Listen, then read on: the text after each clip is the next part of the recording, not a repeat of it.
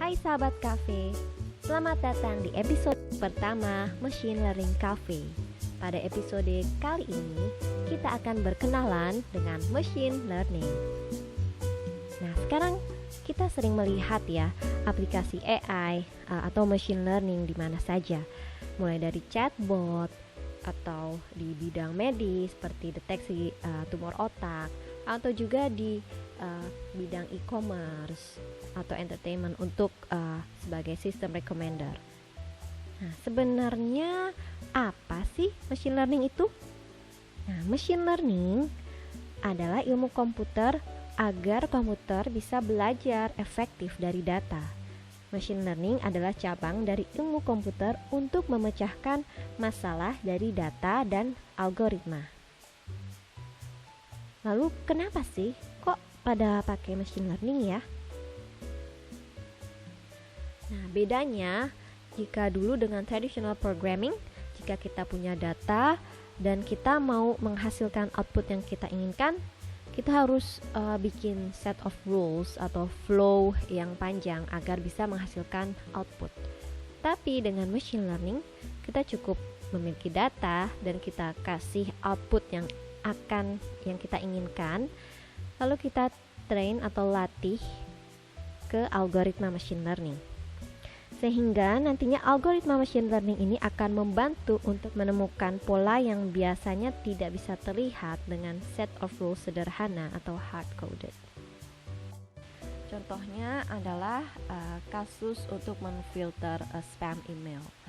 Pada traditional programming, jika ada email dan kita mau mendeteksi spam, untuk memfilternya kita harus mengapply banyak set of rules di sini. Sedangkan jika dengan machine learning, untuk memfilter email, kita cukup menaruh data-datanya yaitu email dan output yang kita inginkan yaitu bagaimana sih spam itu. Kalau kita latih algoritmanya, dan nantinya algoritma machine learning ini akan mengenali mana email yang spam dan memfilternya. Nah, lalu bagaimana sih machine learning belajar? Ada beberapa tipe belajar, yaitu supervised learning, unsupervised learning, dan reinforcement learning. Pada supervised learning, training set yang kita berikan ke algoritma memiliki label atau ground truth atau output yang kita inginkan. Supervised learning ini selalu membutuhkan label untuk belajar. Contoh dari supervised learning adalah classification atau klasifikasi. Pada contoh di sini, kita mau melatih algoritma agar bisa mengklasifikasikan gambar buah-buahan. Training set kita terdiri dari banyak contoh gambar buah. Dan labelnya adalah nama buah tersebut. Misalnya ini gambar apel, labelnya nama buahnya apel. Ini pisang. Kita punya kelasnya kelas 2 di sini. Lalu apel, namanya apel dan labelnya one. Lalu pear, namanya pear, dan ini gambar jeruk juga namanya jeruk.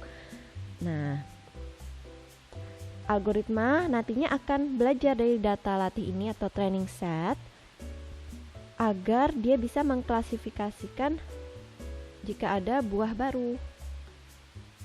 Nah, setelah algoritma selesai dilatih, jika ada tes data yaitu gambar buah yang baru, maka algoritma akan dapat mengenali dan memprediksi label yang tepat. Nah, itu nama buahnya apel. Contoh supervised learning yang lain adalah regression. Jika pada kasus klasifikasi tadi kita memprediksi kategori dari inputnya, nah pada regression ini kita memprediksi nilai atau numeric value-nya. Jika classification outputnya adalah integer, categorical integer, maka output regresi ini continuous. Kita lihat contoh di sini adalah sistem regression untuk memprediksi harga mobil. Nah, karena masih supervised learning, maka untuk melatih sistem pada training set kita perlu memberikan banyak contoh jenis mobil dan labelnya yaitu harga mobilnya. Seperti tadi juga, setelah kita latih algoritma dengan training set, nah algoritma yang sudah dilatih itu bisa memprediksi data baru, ya tes data, ini jenis mobil baru, dan akan memprediksi harga mobilnya. Beberapa contoh algoritma untuk supervised learning adalah k-nearest neighbors, linear regression, logistic regression, support vector machine, decision trees, random forest, dan juga neural network. Kita masuk ke tipe belajar selanjutnya, yaitu unsupervised learning. Dalam unsupervised learning, training data tidak memiliki label atau ground truth, sehingga sistem mencoba untuk belajar tanpa guru atau tanpa label. Nah, karena data tidak memiliki label, sistem akan belajar sendiri untuk memetakan input ke bentuk lain agar lebih mudah menganalisa datanya. Contoh pertama adalah clustering, di mana model akan mengassign data-data raw data ini ke dalam beberapa cluster. Pada contoh di sini, kita memiliki data yang terdiri dari populasi masyarakat dengan berbagai macam bentuk tubuh juga berat badannya. Sistem atau algoritma akan belajar untuk mendeteksi grup dari populasi orang-orang yang memiliki kemiripan atau kedekatan fitur. Meskipun kita tidak memberitahu algoritma mana saja ya orang-orang yang underweight, normal, atau overweight, tapi algoritma akan menemukan dengan sendirinya bagaimana hubungan dan membuat cluster. Nah, di sini dari raw data, algoritma akan mengklaster orang-orang tersebut ke cluster underweight, normal, atau overweight. Selain itu, yang termasuk unsupervised learning adalah dimensionality reductions, di mana tujuannya adalah untuk menyederhanakan data input tanpa harus kehilangan terlalu banyak informasi. Kenapa sih kita perlu dimensionality reductions? Coba sahabat kafe lihat kue Swiss roll ini. Bayangkan jika kue Swiss roll ini adalah high dimensional data, di mana datanya memerlukan lebih dari 3 dimensi untuk merepresentasikannya. Pasti sulit ya untuk menginterpretasikannya, bukan? Nah, salah satu algoritma non-linear dimensionality reduction seperti manifold learning mencoba menyederhanakan high dimensional data ini agar bisa divisualisasikan di dimensi yang lebih simpel.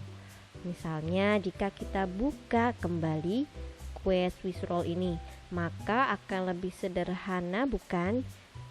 Nah, seperti ini. Jika kita melakukan visualisasi atau mengolah data di dimensi yang lebih rendah. Ini ya.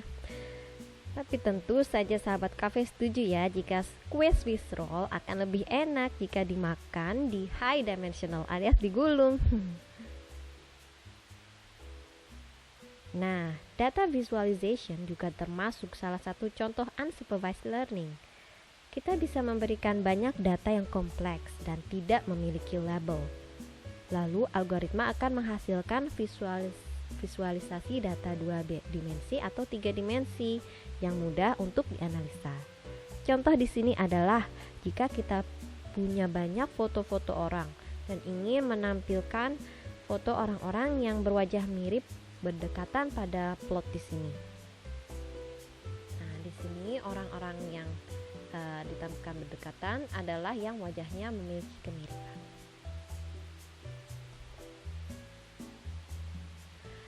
Aplikasi unsupervised learning yang lain adalah anomaly detections, misalnya untuk mendeteksi transaksi kredit card. Nah, jika ini adalah transaksi normal yang hijau ini, lalu tiba-tiba ada transaksi yang mencurigakan, maka dengan anomaly detection ini, transaksi yang mencurigakan ini akan bisa dideteksi sehingga kehilangan atau fraud bisa dihindari.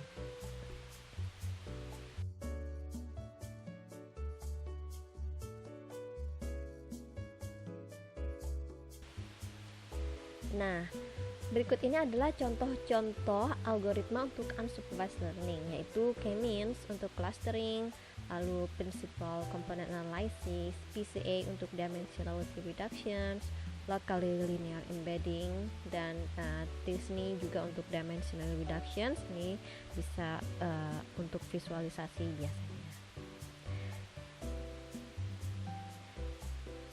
Nah, membuat anotasi atau melabeli data itu memakan waktu dan mahal ya, sehingga pada kenyataannya lebih banyak data yang tidak memiliki label atau hanya sedikit yang bisa dilabeli. Tapi jangan khawatir, karena ada beberapa algoritma yang bisa menangani data yang hanya punya sebagian label. Cara belajarnya adalah dengan semi-supervised learning. Yuk kita sekarang masuk ke cara belajar yang selanjutnya, yaitu reinforcement learning. Berbeda dengan supervised learning dan unsupervised learning, sistem belajar ini membutuhkan agen. Nah, ini di agennya ya. Si agen ini bisa mengobservasi environment-nya lalu melakukan action. Nah, dia akan mendapatkan reward atas actionnya atau penalties sebagai hukuman atau negative reward, sehingga si agen akan belajar dengan sendirinya apa strategi yang terbaik, yaitu dalam polisinya untuk mendapatkan reward seoptimal mungkin.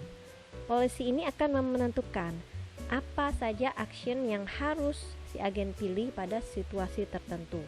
Nah, contohnya di sini si agen robot ini belajar sendiri dengan reinforcement learning, menemukan jalur yang tepat untuk mencapai targetnya di sini dengan melakukan actions, reward, lalu dia mengobservasi environment-nya lagi, sehingga dia akan mengupdate state dan membentuk polisinya sendiri untuk mencapai polisi yang optimal, mencapai target. Nah, itulah jenis-jenis tipe belajar pada machine learning sebagai pengenalan pada episode pertama kita di Machine Learning Cafe. Sampai jumpa ya di episode Machine Learning Cafe berikutnya.